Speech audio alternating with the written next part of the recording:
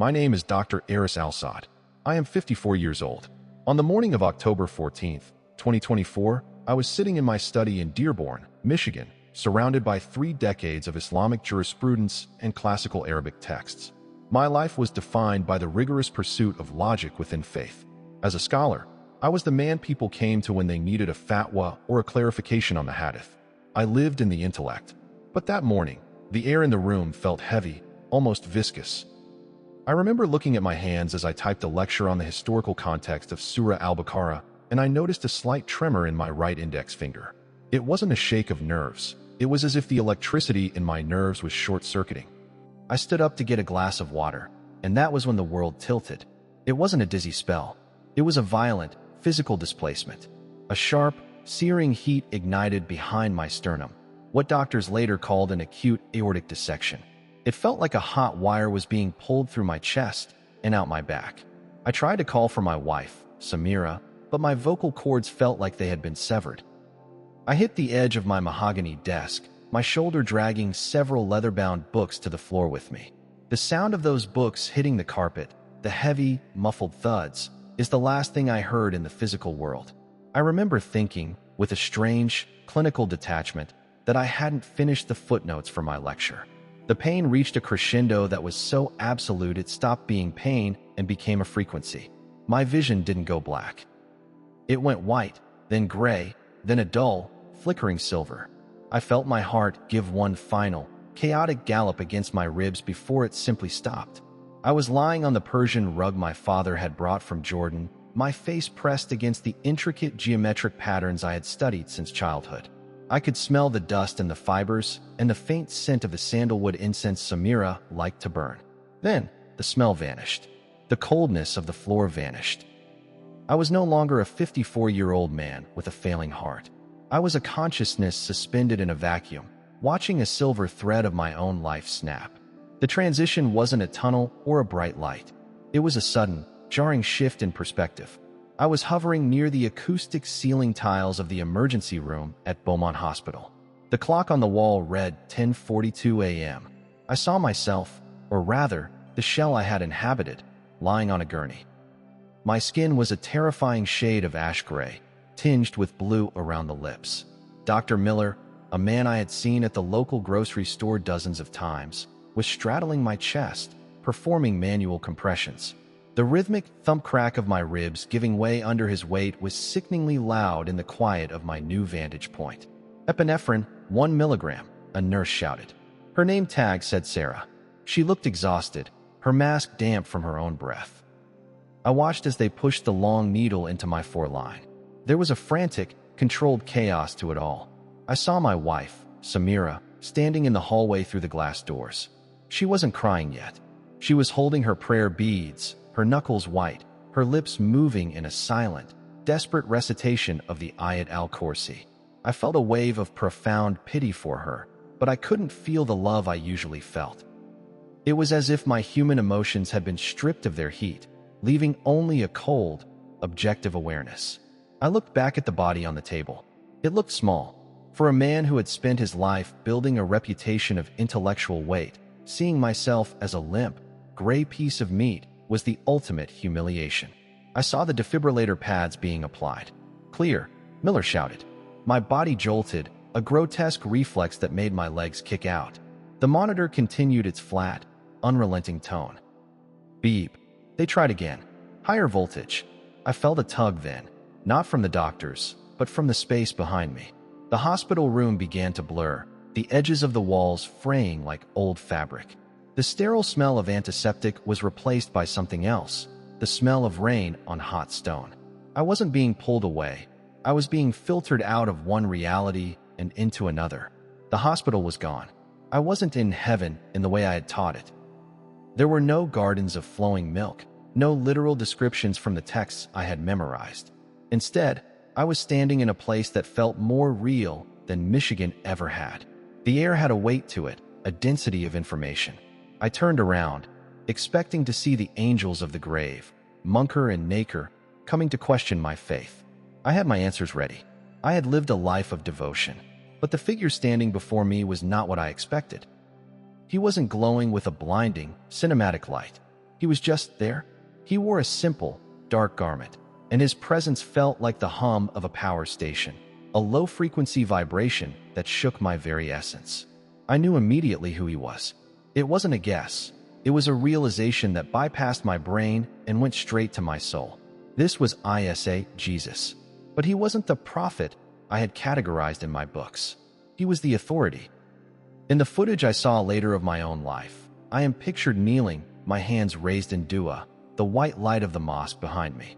But here, the light was behind him. He looked at me, and I felt my entire life's work, every lecture, every book, every legal ruling, turn into dry sand and blow away. It meant nothing here. "Aris," he said. His voice didn't travel through the air, it resonated inside my chest cavity. I fell to my knees, not out of ritual, but because my legs literally could not support the weight of his gaze. There was no judgment in his eyes, which was somehow more terrifying than anger. There was only truth. "I have spent my life defending the oneness," I stammered, my voice sounding thin and pathetic. "I have followed the path." "You followed the ink," he replied calmly. "But the ink is dry, and the world is changing. You are being sent back because there are 3 signs that must be spoken, not as a scholar, but as a witness. The people of your house and the people of the world are looking at the horizon, but they are missing the ground beneath their feet." The space around us transitioned from that heavy, unidentifiable void to a hyper-realistic street in downtown Detroit. It was cold. I could see the steam rising from the sewer grates and the salt stains on the tires of passing cars. Jesus pointed to a man sitting on a park bench. He was young, perhaps 30, wearing a thin jacket and a knit cap. He wasn't looking at the city or the people. His face was illuminated by the blue-white glare of a smartphone. His expression was hollow, his eyes moving in a rapid, mechanical scan of the screen. "The first sign," Jesus said, and his voice felt like it was coming from the very air I breathed, "is the withering of the root. You see this man? He is surrounded by millions, connected to a global network of voices, yet his soul is in total isolation. This is not mere loneliness, Aris. This is the structural collapse of the human spirit's ability to actually perceive another. The root is the connection between the creator and the heart. In your world, that connection has been severed by the noise of the machine." As he spoke, I saw the man's home in my mind. A small apartment where he ate alone, slept alone, and woke up to the same blue light. Jesus continued, "Faith has become a performance. People wear the clothes of the believer, like the white garments you see in your mosques, but the heart beneath is stone. The withering means that by the year 2026, the institutions you trust, the mosques, the churches, the grand halls of debate, will become hollow shells. They will provide no shade because the life force has been sucked into the digital void. The first sign is the death of us and the birth of the absolute I. When the root withers, no amount of prayer or ritual can save the tree from falling. It is a famine of presence, and it has already begun." The Detroit street dissolved, and suddenly, I was standing in my own hallway in Dearborn. The smell hit me first, the lingering scent of Samira's lamb stew and the lemon wax she used on the floors. But the atmosphere was toxic. I saw my eldest son, Omar, standing by the front door, his duffel bag at his feet. My brother, Yusuf, was standing in the kitchen doorway, his face reddened with a silent, simmering fury. I watched a scene I hadn't lived yet, but I knew it was as real as the floor beneath my phantom feet. "The second sign," Jesus said, standing beside me in the narrow hall, "is the fracturing of the house. It is the moment when the blood that binds you becomes the poison that divides you. This is the personal price of the warning, Aris." I watched Omar pick up his bag. He didn't look at Yusuf. He looked at a framed verse of the Quran on the wall, then looked away with a sneer of pure exhaustion. "I'm done, Uncle," Omar said. "I'm done pretending this house has a soul. You talk about God, but you only care about the neighbor's opinions." Jesus watched my son walk out the door, the heavy oak frame rattling as it closed. The house fractures because the truth has become a commodity, not a way of life. The second sign occurs when the children no longer recognize the voices of the fathers, and the fathers no longer understand the hearts of the children. It is a loss of a common spiritual tongue. Your legacy, Aris, the books, the lectures, the name Al-Saud, it will not hold this family together. By 2026, the divide will be irreversible. This is the institutional loss you were afraid of. It starts in the living room and ends in the street. What determines the outcome is not who is right, but who is willing to be the first to bleed for the other. But look at them. They would rather be right and alone than wrong and together. The hallway blurred into a sharp, clinical environment. I recognized the gold-lettered glass door of my brother Yusuf's financial consulting firm in Birmingham. We were inside his private office. The lights were dimmed, except for the glow of his computer monitors. Yusuf looked 10 years older than I remembered. His tie was loosened, and he was staring at a bank application screen. I saw the numbers. He was looking at the endowment funds for our community's new youth center, money he had been entrusted to manage. The third sign, Jesus whispered, his presence casting a long shadow across the expensive mahogany desk, is the final compromise. This is where the self-confrontation begins. I watched Yusuf's hand tremble over the mouse. He was about to transfer those funds into a private account to cover a gambling debt that had spiraled out of control. It was a betrayal of the highest order, a theft from the widows and orphans of our congregation. Why show me this? I felt a surge of nausea. He's my brother. He's a pillar of the community. He is a man of fear, Jesus replied, his voice gaining a terrifying weight. The third sign is the moment when the pressure of the world, the debt, the status, the hunger for more, becomes so great that the believer sells the sacred to save the temporary. This is what changes in 2026, Aris. The mask of piety will be stripped away by the hand of necessity. You are seeing the moral compromise that will hollow out your community from the inside. You taught the law, but you didn't teach the heart how to survive the storm. He is choosing the ink over the spirit, just as you once did. I watched Yusuf's finger click submit.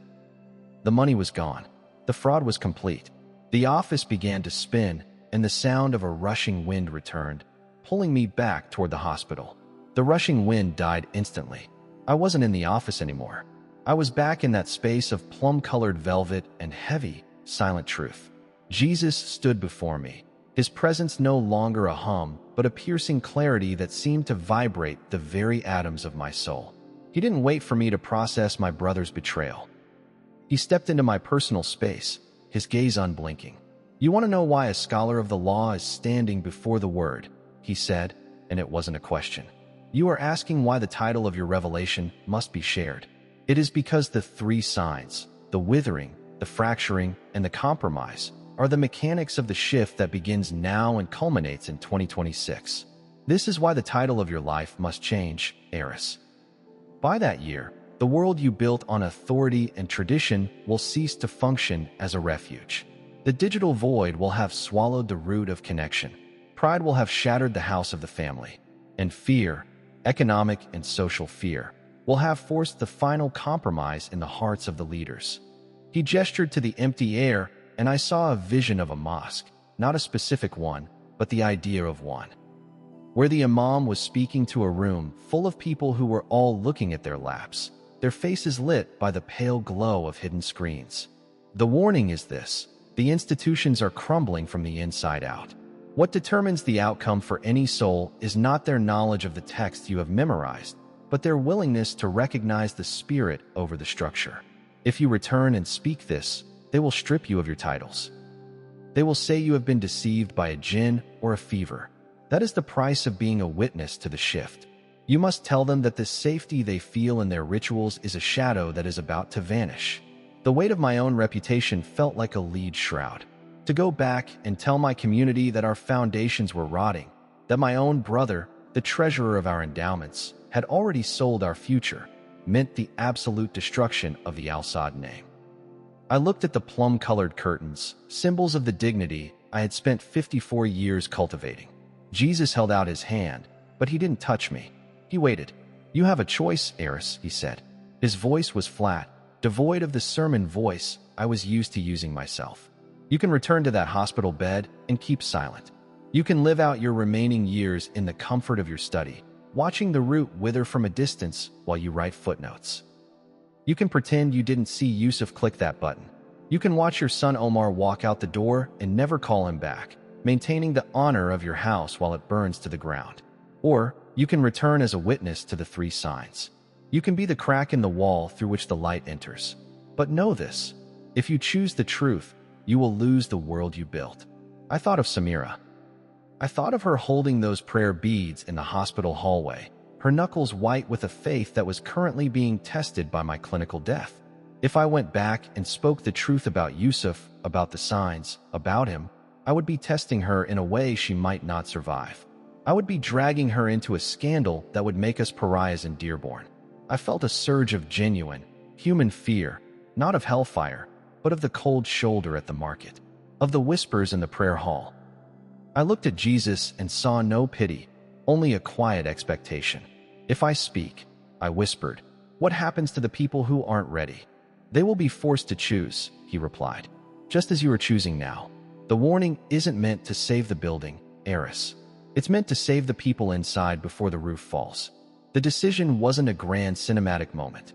It was a tired, heavy nod of my head. I chose to speak. The moment I made that internal commitment, the plum-colored room began to stretch and distort. The silence was replaced by a high-pitched, mechanical whine, the sound of medical equipment. The heat returned, but it wasn't the heat of the vision. It was the searing, agonizing pain of a chest that had been cracked open and hammered on by human hands. I felt my soul being forced back into the ash-gray meat of my body. It was a violent, claustrophobic sensation, like being shoved into a suit of armor that was 3 sizes too small. My lungs screamed for air, but my throat was blocked by a thick plastic tube. Thump, thump. I felt the rhythm of my heart, but it felt mechanical, alien. I opened my eyes. The fluorescent lights of the ER were blinding, vibrating with a frequency that made my brain ache. I saw Dr. Miller's face, dripping with sweat, hovering inches from mine. "We've got a rhythm," someone shouted. The voice sounded like it was underwater, distorted and distant. I tried to move my hand, to reach for Miller, to tell him about the Detroit Park bench and the bank application, but I was paralyzed by the postcode drugs and the trauma. I saw the ceiling tiles again, the same tiles I had looked down upon. I focused on a small watermark in the corner. It was grounded. It was real. I wasn't in the plum-colored room anymore. I was back in the world of the withering root. Through the glass doors, I saw Samira. She had collapsed into a chair, her head in her hands, her prayer beads forgotten on the floor. She didn't know yet that the man coming back to her wasn't the scholar she had married. I was a man who had seen the house fracture before it even broke. The recovery was not a miracle. It was a slow, agonizing crawl. For 3 days in the ICU, I couldn't speak. I lay there, tethered to monitors, watching the blue pulse of my own heart on the screen. Every time I closed my eyes, I saw the park bench in Detroit and the glow of the smartphone. On the 4th day, they removed the ventilator. My throat felt like it had been scraped with glass. Samira was there, her eyes red-rimmed, her hand trembling as she stroked my forehead. She kept whispering prayers of gratitude, thanking God for my return. I wanted to tell her that the man who returned was a stranger, but the words wouldn't form. Then, the first confirmation happened. It wasn't a vision. It was a text message. My phone, which had been in Samira's purse, chimed. She handed it to me, thinking it might be a colleague from the university. It was a notification from our family group chat. My son, Omar, had sent a message at 3:14 a.m. "I'm leaving Michigan. Don't look for me. There's nothing left for me in that house." I looked at the screen, the blue light reflecting in my eyes exactly like the man on the Detroit bench. The fracturing of the house wasn't a future warning anymore. It was a time-stamped reality. Samira saw my face go pale. "What is it, Aris? Is it the pain?" I couldn't tell her. I looked past her toward the doorway and saw my brother, Yusuf, standing there. He wouldn't come into the room. He stayed in the hallway, his hands shoved deep into his pockets, his gaze fixed on the linoleum floor. He wouldn't meet my eyes. In that silence, I saw the final compromise written in the slump of his shoulders. He didn't look like a successful consultant. He looked like a man waiting for a gavel to fall. The hospital room, which should have been a place of healing, felt like a courtroom where the evidence was just beginning to be presented. 2 weeks later, I was back in my study in Dearborn. The mahogany desk was the same. The books were back on the shelves, but the room felt like a stage set for a play that had already closed. I had called a private meeting with the mosque board of trustees. I told Samira I needed to discuss the endowment logistics, but I knew I was walking into the fire Jesus had warned me about. Yusuf was there, sitting at the far end of the long oak table, sweating despite the air conditioning. I didn't give a lecture. I didn't quote the hadith. I sat down and looked at these men I had known for 30 years, and I told them what I had seen. I told them about the 3 signs. I told them that the root was withering in our own youth, that the house was already fractured, and then I looked directly at Yusuf. The 3rd sign, I said, my voice cracking, is the betrayal of the sacred for the temporary. Yusuf, tell them about the loan application from October 14th. The room went deathly silent. The only sound was the hum of the refrigerator in the hallway. Yusuf didn't deny it. He didn't even fight. He simply put his head on the table and began to sob. A dry, hacking sound that made the other board members recoil in physical disgust. But then, the irreversible event happened. One of the senior trustees, a man I had mentored, stood up. He didn't look at Yusuf with mercy. He looked at me with a cold, calculated hatred. "You've lost your mind, Aris," he said, his voice flat. "The surgery broke your brain.